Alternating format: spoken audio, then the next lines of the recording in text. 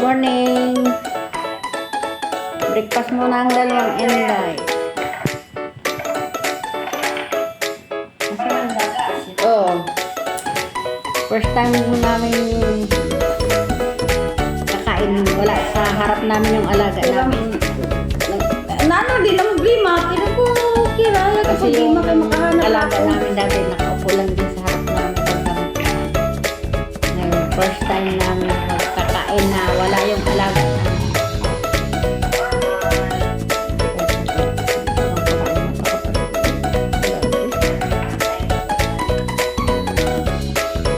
Nakakasad talaga pero kailangan tanggapin. Ganyan talaga ang buhay. At least hindi na ano yung alaga ko. Hindi na siya mahirapan.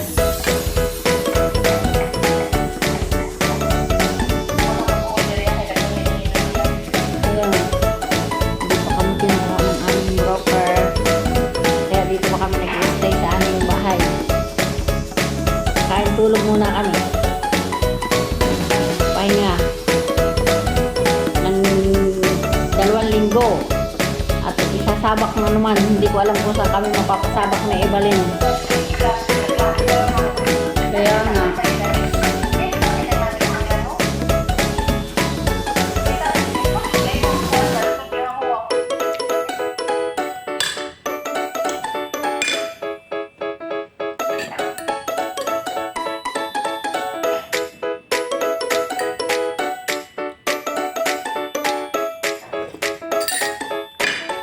Kain ano, An? Kain.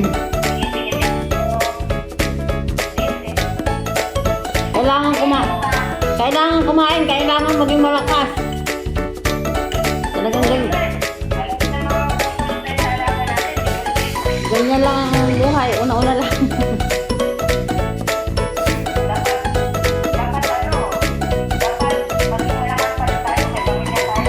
Kaya nga.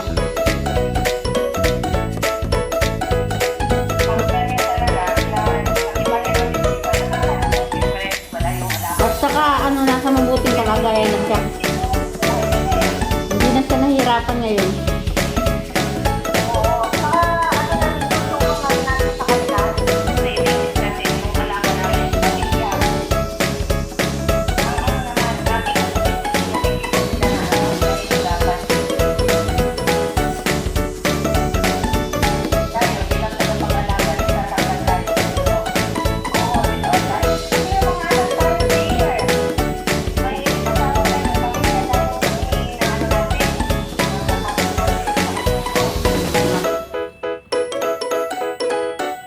Ibalin, kain na.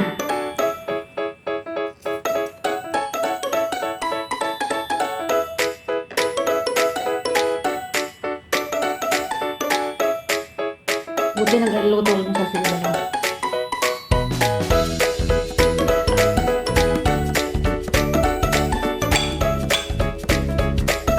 Kain tayo. Malungkot na breakfast to.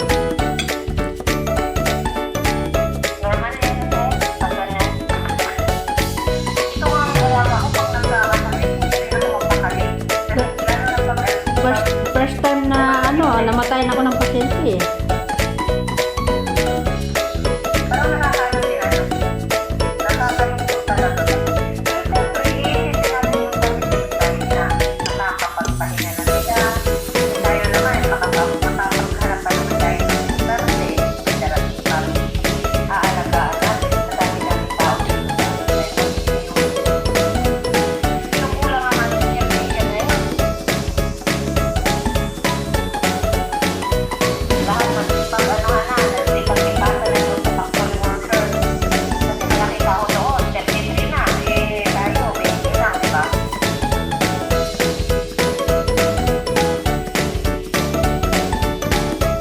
Kaya nga eh. Sabi niya na dapat eh. May katsak sa ibalin. Kanina pa naghahanap ng trabaho yan. Wala nang ginawa kundi maghanap ng trabaho. Hindi na. Ayaw ng ano. Parang delikado daw. Sabi ko nga sa kanya, huwag kang magmamadali. Baka gusto na yung uuwi ng pinagmamadalian. Kaya nga. Hindi lang magkano, magpapartner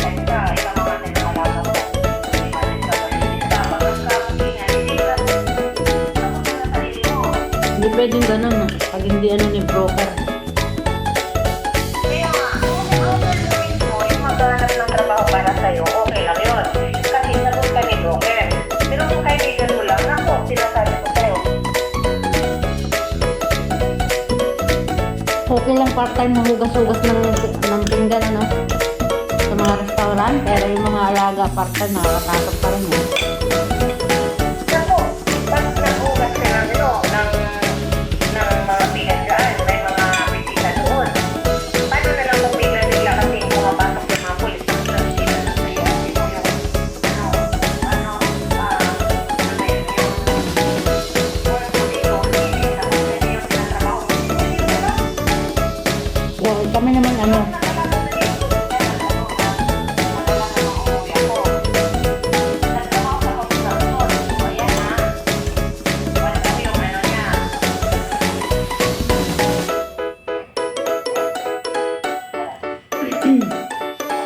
Yung bayad sa kanya. May nagpupunta pala ko.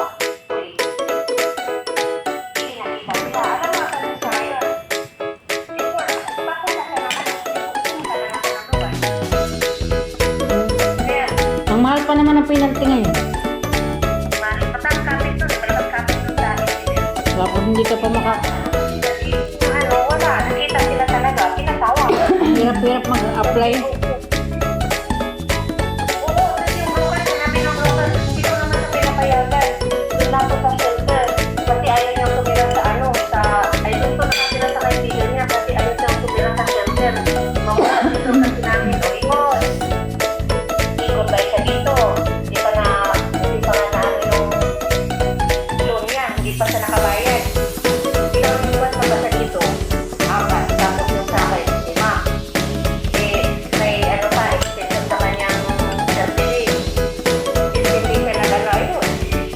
Oo, talagang hindi nabayaran yung utang. Okay, ha?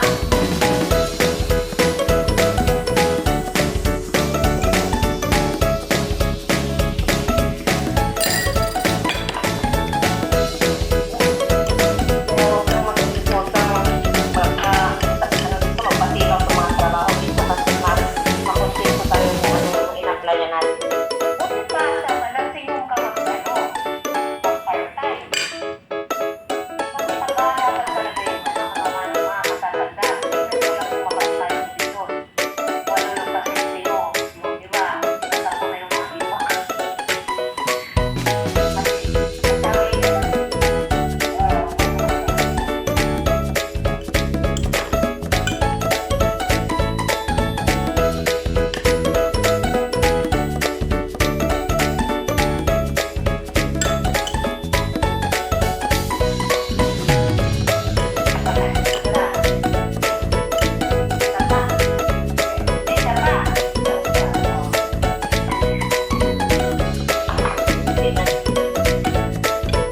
Tao ka ng tao dyan. Inaano ko to sa'yo.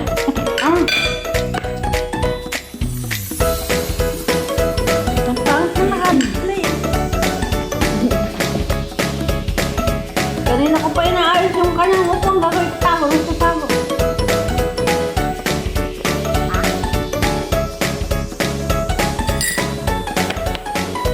Nakabidyo kami nakain. Ang ginagawa niya ibalik, tinatago yung kanyang pagmumukat.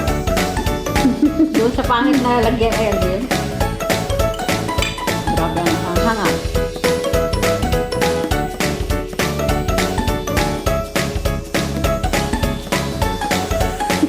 Kamangan. Wala ko kasi ng burger.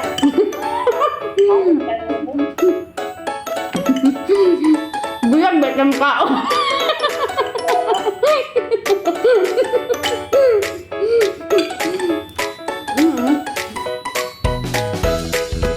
Kailang tag-size ba sa sapis?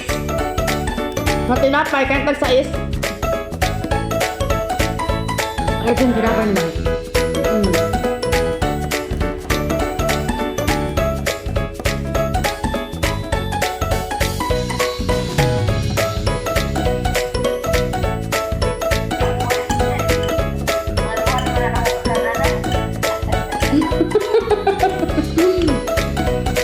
Napay Lapag yung itlog. Gani. Lapag yung itlog, lapay pansit. Kung yun ang nasal ko. 58 kilos ko.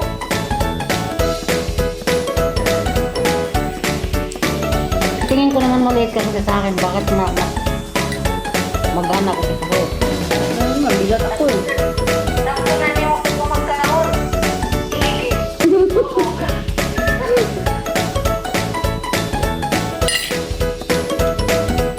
Maninibago talaga kami sa amin papasukan kasi nga. Wala kami mga trabaho dito. Tapos biglang mapapasama kami doon sa pahirapan na trabaho na Lord. Kakayanin para sa pamilya talaga. Ganun talaga.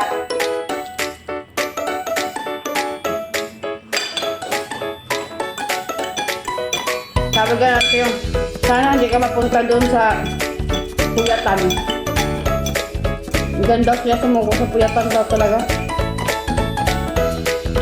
Si mama, dati puyatan yan, iyak na iyak yan, hindi natulog. Pero nung mga matagal-tagal ko ng alaga, wala na, hindi na siya umiiyak. Kasi ama, isa aircon.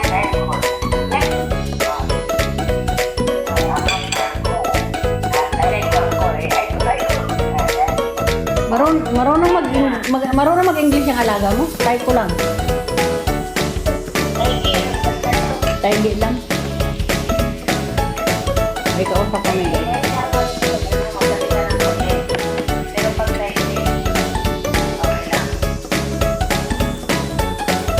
Ang kuya ay Mandarin.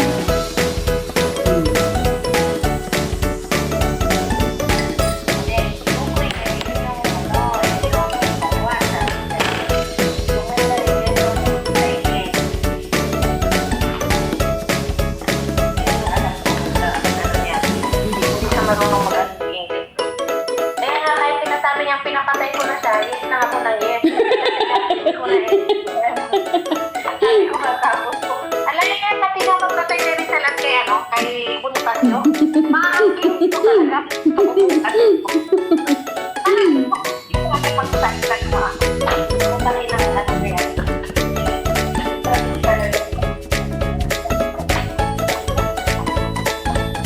Sabi niya, pinapatay ko na daw siya, binubugbog ko pa daw siya, sabi ko, opo.